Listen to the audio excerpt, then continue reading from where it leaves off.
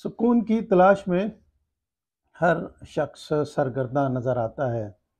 یہ جو مختلف آسائشات کے پیچھے انسان بھاگتا ہے، انواع اقسام کی چیزیں اکٹھی کرتا ہے، بظاہر وہ ان ساری چیزوں کو جو سمیٹ رہا ہے وہ اپنے سکون کی خاطر سمیٹ رہا ہے۔ لیکن آپ یہ دیکھتے ہوں گے، آپ کے مشاہدے میں بھی آیا ہوگا کہ جیسے جیسے انسان مادی اشیاء کو اپنے ارد گرد جمع کرتا رہتا ہے، اس کی بے سکونی بڑھتی چلی جاتی ہے، کیونکہ اسے ڈر ہوتا ہے کہ یہ جو چیزیں اس نے اپنا وقت صرف کر کے، اپنی انرجی صرف کر کے حاصل کی ہیں، اچھا یا برا جو بھی ذریعہ استعمال کیا، تو وہ اس سے چھن نہ جائیں۔ تو یہ چھننے کا خوف اس کو بے سکون کر دیتا ہے۔ سکون آخر ہے کیا؟ سکون دراصل روح کی وہ ایک کیفیت ہے جس میں انسان ہلکا پن محسوس کرتا ہے، کوئی بوجھ محسوس نہیں کرتا، یعنی وہ مطمئن ہوتا ہے، خوش ہوتا ہے اور کسی قسم کے گلے شکوے نہیں کرتے۔ اسی لیے کہا یہ جاتا ہے کہ اگر کوئی شخص یہ کہتا ہے کاش، لیکن، اگر ایسا ہو جاتا، if، بٹ، اس طرح کسی چیزیں کرتا رہتا ہے، would that it were be، ہاں، اس طرح کی اگر باتیں جس میں کاش کا عنصر شامل ہوتا ہے، تو ایسی جتنی بھی باتیں ہوتی ہیں وہ بے سکونی پیدا کرتی ہیں۔ یعنی آپ یہ کہیں کہ اگر میرے پاس وسائل ہوتے، اگر میرا کوئی ایسا شخص واقف ہوتا ہے جو پاور کوریڈور میں ہوتا، تو میں بھی بہت ترقی کر سکتا۔ تو یہ چیز بے سکونی پیدا کرتی ہے، یہ یاد رکھیے، یہی چیزیں بے سکونی۔ اس کی وجہ یہ ہے کہ ہم نے اپنی زندگی کے سکون کو مشروط کر دیا ہے کچھ چیزوں کے ساتھ۔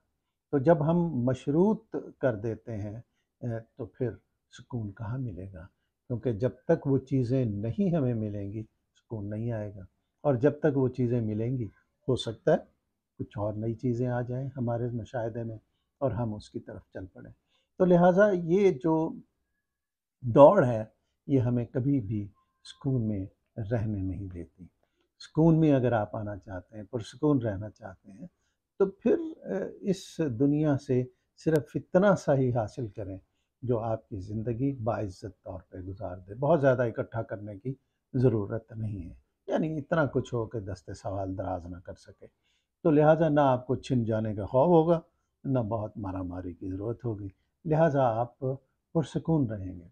دوسرے، کیونکہ سکون ایک اندرونی کیفیت کا نام ہے، جیسے میں نے پہلے بتایا، اس کا تعلق روح سے ہے، تو روح ایک آسمانی چیز ہے، آسمان سے آئی ہے، تو لہٰذا اس کے تقاضے بھی آسمانی ہیں، اور آسمانی تقاضے یہی ہیں کہ جو دینی تعلیمات ہم تک پہنچی ہیں ہم ان پر عمل کریں، ہم اپنی زندگی کو اس طرح ڈھالیں کہ وہ ہمارے دین، یعنی دین اسلام کے سانچے میں ڈھلتی چلی جائے۔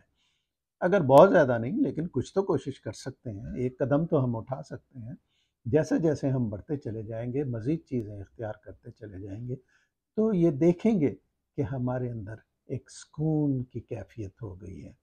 سکون ایسے جیسے آپ دیکھتے ہیں ایک سمندر جس میں کوئی لہریں نہیں ہیں، تو ہم کہتے ہیں کیا پرسکون سمندر ہے۔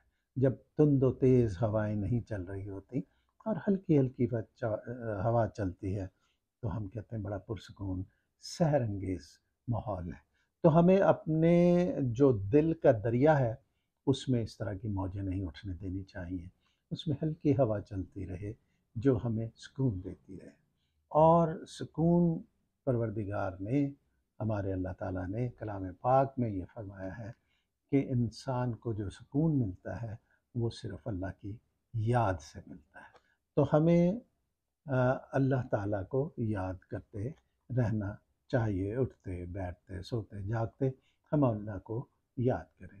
جو بھی طریقے بتائے گئے ہیں اس کے علاوہ بھی ہم ہر وقت اللہ کو یاد کریں۔ جب کچھ چیز دیکھیں تو ہمیں وہ قدرت کی طرف لے جائے، اللہ کی طرف لے جائے، اور ہم سبحان اللہ کہیں، اس کی تخلیق کی تعریف کریں۔ تو اس طرح سے ہم ایک سکون کی کیفیت کو حاصل کر سکتے ہیں۔